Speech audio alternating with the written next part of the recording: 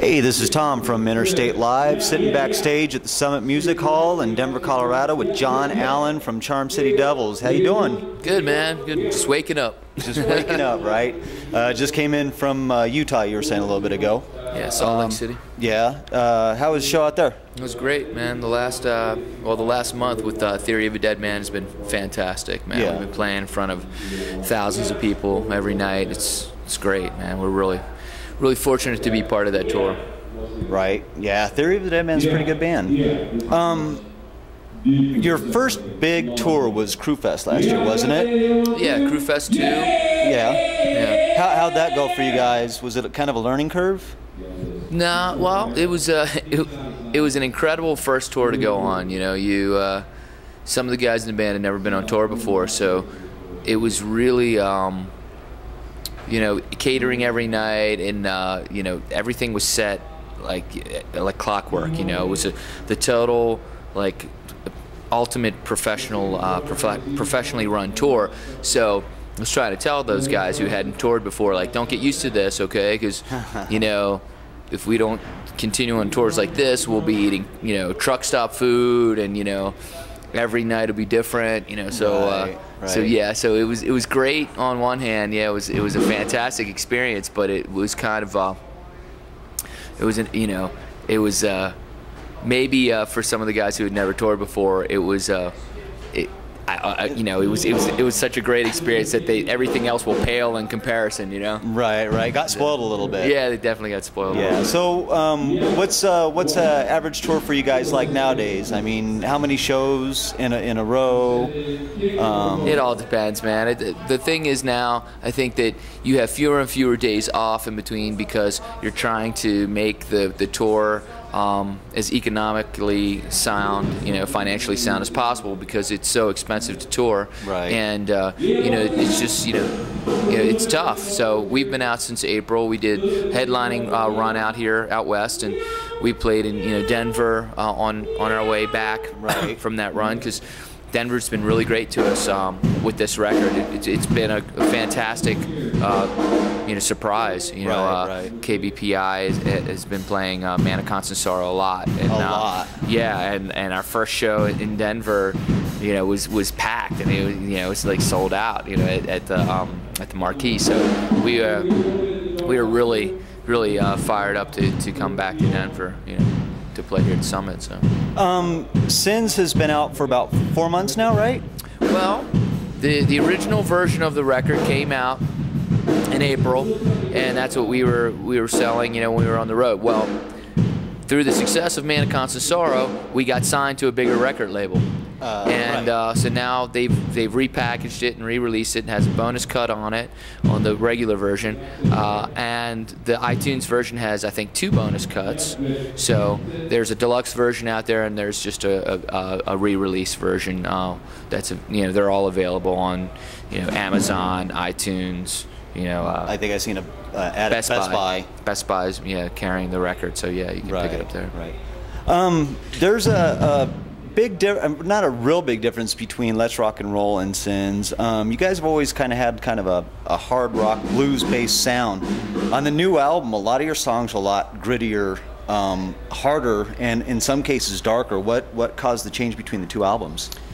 Well, you know, I think that you know, just dealing with people in the industry that maybe, you know, didn't believe in us or whatever, or, you know, there's a lot of anger on this record, to be quite frank, you know. And then you know, I had some health issues between the 2 albums, so you know, it tends to bring out, you know, aggression. I've always written with the live show in mind, so I've always written stuff kind of, you know, that's faster tempoed, and I just have that live mindset, you know, when I think of a song, most times. So, you know, that's where it just came out there. Plus, this record is really a band effort, whereas the first album was a lot of you know, a lot of songs that I had written myself without any kind of collaboration with the guys in the band. I'd written the songs before I had this lineup together. Yeah, I had actually heard that somewhere. Speaking of writing and actually being a front man, period, Coming from, I know it's been a while, but coming from a drumming background, what was it like for you at first, getting up front and center on stage compared to being behind a set in SR21 or Child's Play? It was, well, SR71 was was the band that I played drums for. But well, it's a different thing, yeah. But the first thing I did was I played guitar and I sang. So that was a big jump, because I think playing guitar and singing is really tough. I always played drums and sang backups, and I even sang lead on a few cuts here and there. So I've always sung. It's just getting everything else together.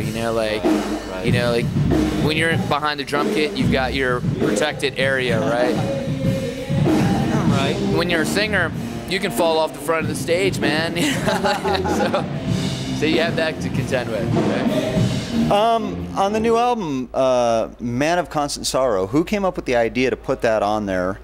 And what was it like trying to arrange it so it stayed true to the original song but still fit in with you guys? The biggest challenge was arranging it, probably.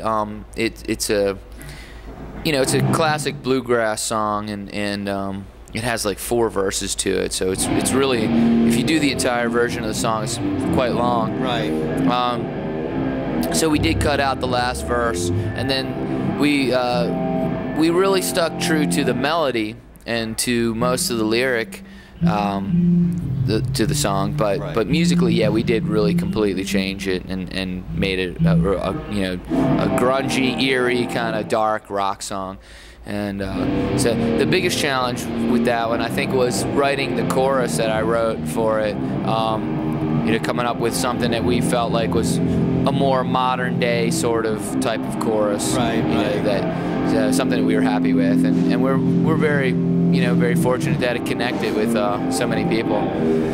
Did you guys have any idea that it was gonna, blow up like that? Well, you hope. But you never know. And it stands, testament to what a great song that is. It's been around for over 100 years, so it just shows you that it's a great song. Well, also off the new album, you've had Unstoppable, I think was on WWE, right? Correct. Yeah. And now you've got Man of Constant Sorrow all over the airwaves. Are you guys looking at another single, something else we're going to be hearing on the radio? Unstoppable will be the next single, yeah. That will be the next single? Yeah, it comes out in 2 weeks. Video for that one? We'll see. We're going to work on a lyric video. That one will be out to coincide with the release of the single, which will hit radio stations August 21st, I believe, is the date they gave me. So not too much longer. No, just a couple of weeks. And so we'll do a lyric video. And actually on the ride down here, we were talking about concepts, so we'll put that together ourselves. Yeah. Oh yeah, sweet. So where do you guys head from here? Home. Home. Yeah, we got a break now. Yeah, we get a 2-week break, and then we do the Rock Allegiance Festival at Hershey Stadium in Hershey, Pennsylvania. Right. Stone Temple Pilots, Seether, 3 Days Grace.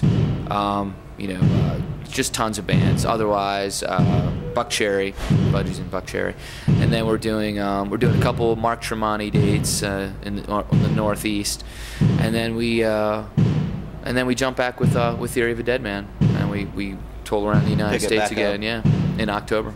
Nice. October through November. Nice. So then after that, you don't get it, or after this upcoming break, you're not breaking for a little while. Not breaking for a while. Yeah, we'll after Theory of a Dead Man tour ends in early November. We'll go back out and do Christmas shows, probably right on up. Yeah. Nice. And then after the first of the year, we'll be back out again, I'm sure. Yeah. And being that the album just came out not too long ago, I'm sure you guys don't have plans for a new album yet. But what's the writing like?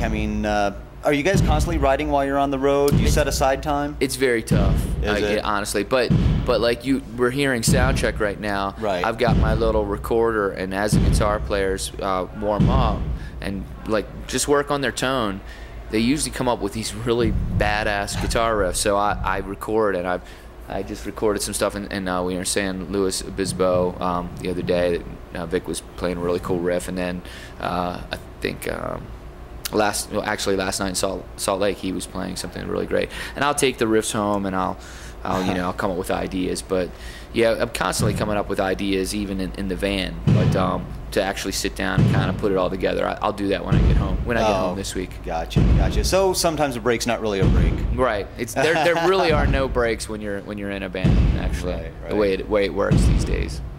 Well, cool, man. That's all I got for you. Cool, man. I appreciate you talking to me. And good luck on the rest of the tour. Thank you. After your break, of course. Thank you, man.